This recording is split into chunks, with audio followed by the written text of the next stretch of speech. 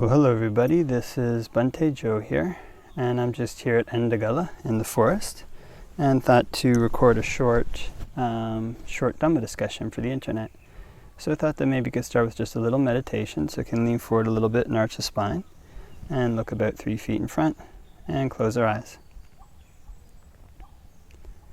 And can spread thoughts of goodwill to our right hand side, wishing may all beings to my right be happy and at ease.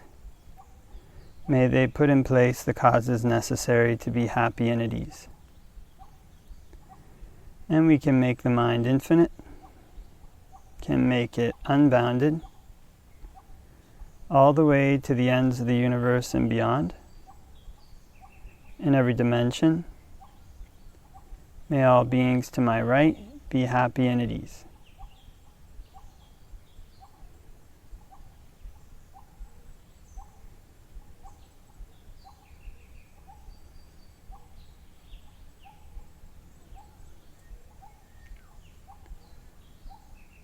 And can spread thoughts of goodwill to our right hand side and our left hand side. May all beings to my right and left be happy and at ease.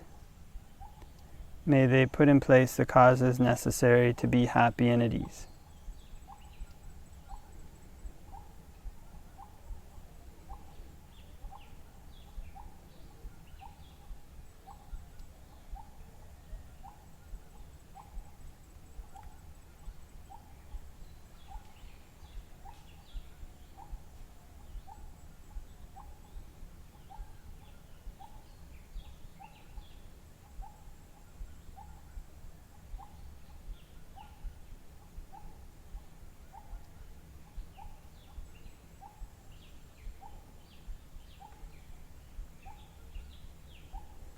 And can spread thoughts of goodwill to our right hand side, our left hand side, and in front. May all beings to my right, my left, and in front be happy and at ease. May they put in place the causes necessary to be happy and at ease.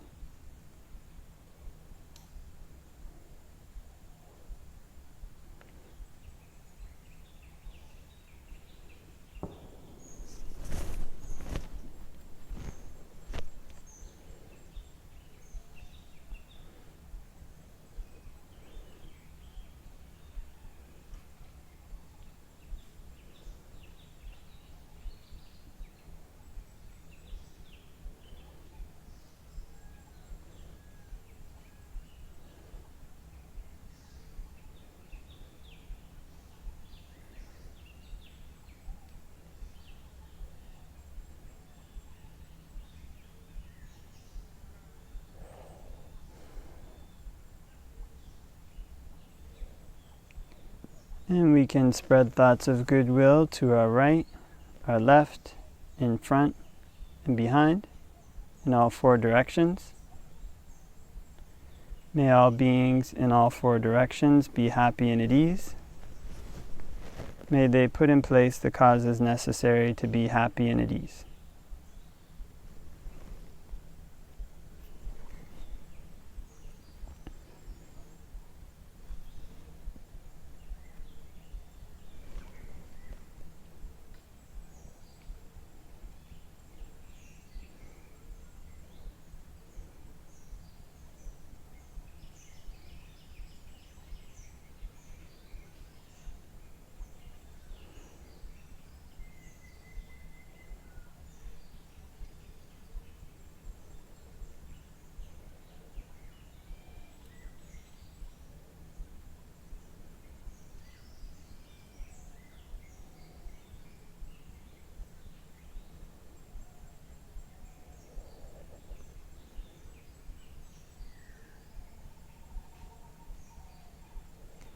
And we can spread thoughts of goodwill to our right hand side, our left hand side, in front, behind, and above.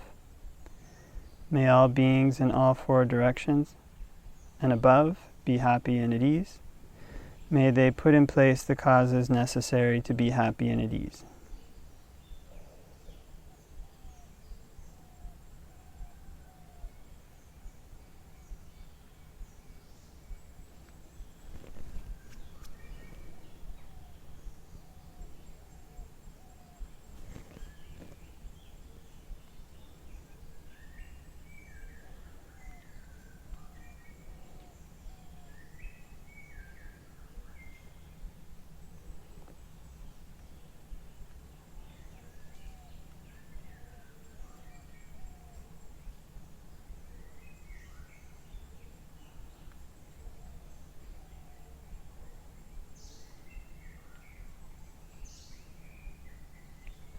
And can spread thoughts of goodwill to our right hand side, our left hand side, in front, behind, above, below, all around in every direction everywhere. May all beings all around in every direction everywhere be happy and at ease. May they put in place the causes necessary to be happy and at ease.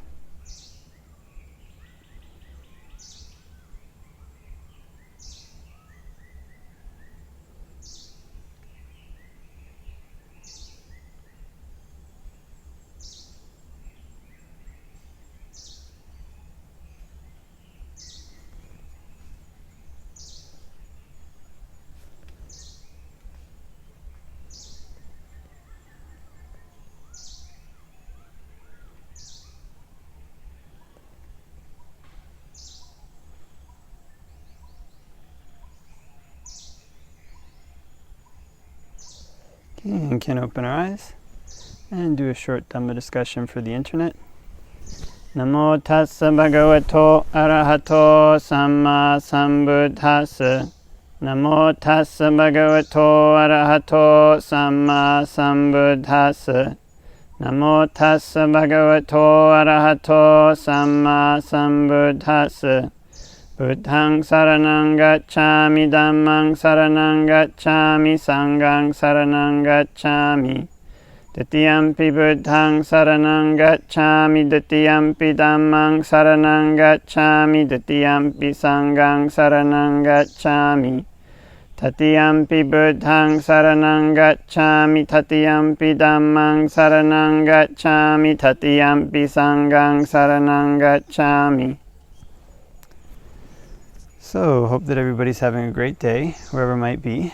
And yeah, it's a very nice day here in Sri Lanka. It's no rain for a while, so the rainy season is coming to an end. And yeah, I had the chance to go to another area of Sri Lanka just a couple days ago, which was quite beautiful, above these tea plantations, and just got back last night. So, came back to familiar Endagala to record a Dhamma discussion. And so there was having a Dhamma discussion with somebody on the phone, maybe about a week or so ago, and they asked a good question, which was, they said, that sometimes in their practice, they'll intellectually, or kind of, just paraphrasing what they said here, but they'll kind of analyze a particular problem in their practice, particular problem that's arose in their mind.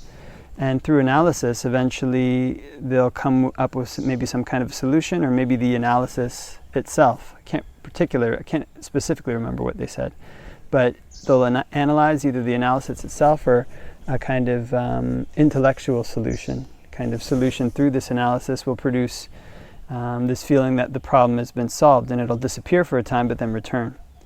And then that same method of analysis, that same conclusion that they came to, won't produce the same results again. So they'd asked what one can do about this. And so it was a very good question, because I think in the West, often people are brought up with a scientific education, with an education in reason, and education in figuring out problems, and this approach through Freudian psychology, through psychology basically, is the approach that many people will take to identifying their mental problems and eliminating their mental problems, mental defilements that arise in their mind. And there's definitely can be a good thing about this, kind of trying to figure out why certain patterns of behavior happen.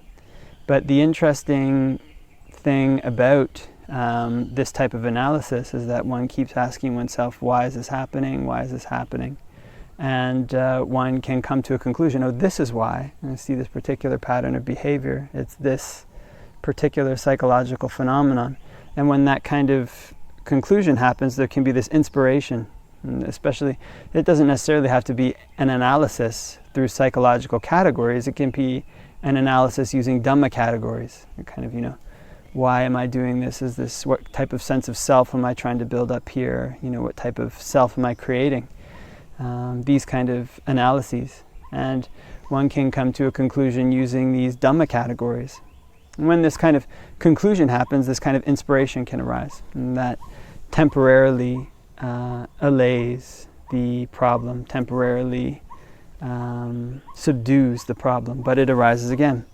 And the same analysis doesn't bring the same result. Part of the reason for this possibly is because this suppression of the defilements can come about through this feeling of inspiration in the Dhamma. In other words, it's a kind of, almost like a type of concentration that one can get through analysis. There's ways that wisdom, Longtha Mahabua has this book that's called Wisdom Leads to Samadhi. And kind of usually it's the opposite, samadhi leads to wisdom, but there are ways that he makes a point that there are ways that, as far as I remember, as far as I understand, that there's ways that wisdom can also lead to samadhi.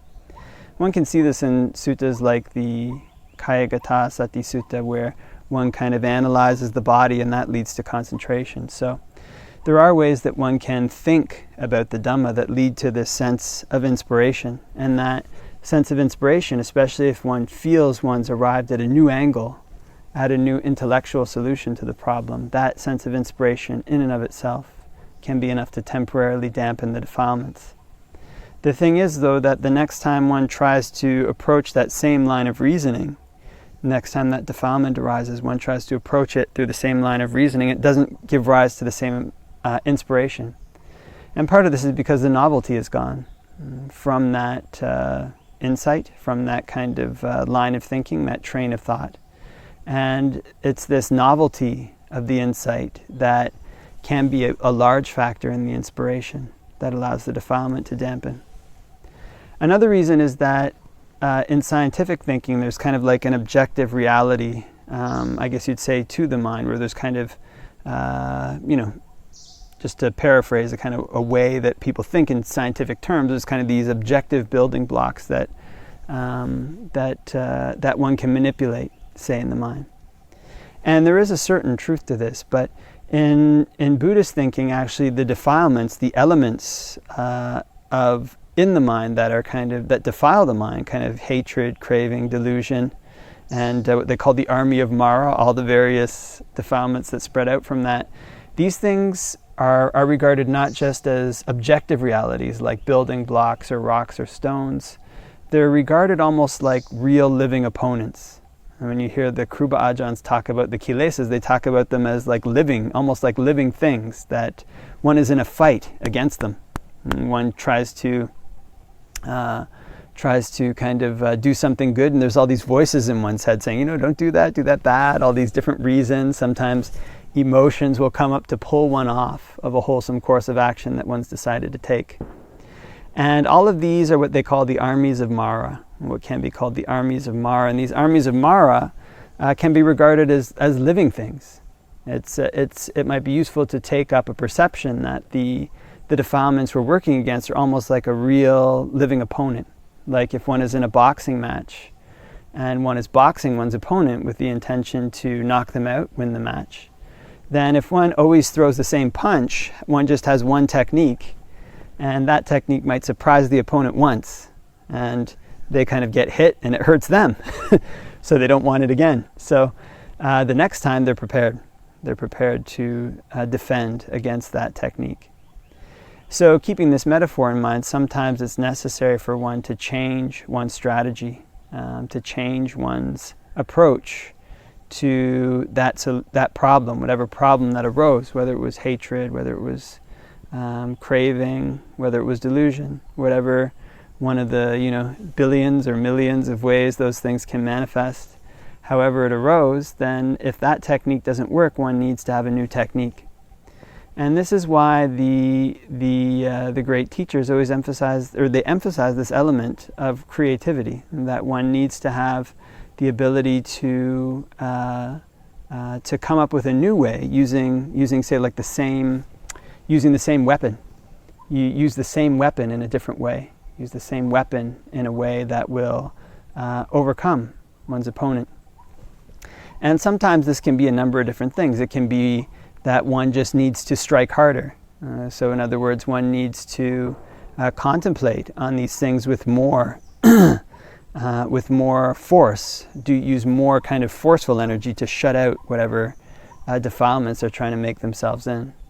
It might be that one needs to use more subtle energy, and kind of one needs to approach this in a way that's more balanced, in a way that maybe using too much force is tensing things up and giving rise to other types of defilements that come from restlessness, defilements that come from tension in the body. And so one needs to ease up. It could be that one needs to use a different technique. Maybe contemplating isn't the right approach in this situation. Maybe first one needs to try to calm the mind down and then return to contemplation. And so there's all these different ways that one can approach the problem, all these different things that one can do. One can supplement one's technique, one can change it, one can modify it. And one basically needs to develop a skill in these things. This is why the Buddhist teachings are not something which one can use a technique for, like an assembly line technique, like first I'll meditate, I'll do step A, then step B, step C, and I'll arrive at Nibbana. This is one of the very important points that the great teachers emphasize. And there's a sutta where the Buddha says, it's like somebody watching a cook, and a cook watching his master. When a cook cooks a whole bunch of food, he watches his master to see which one he takes, which one is good for him. And then he makes more of that, makes less of the ones he doesn't take. So he gets to know by watching what his master likes. And he's rewarded with wages. And in the same way, when one learns to observe one's mind and see what's effective, one can do more of that. And if the master changes his preference, one also learns to change with that.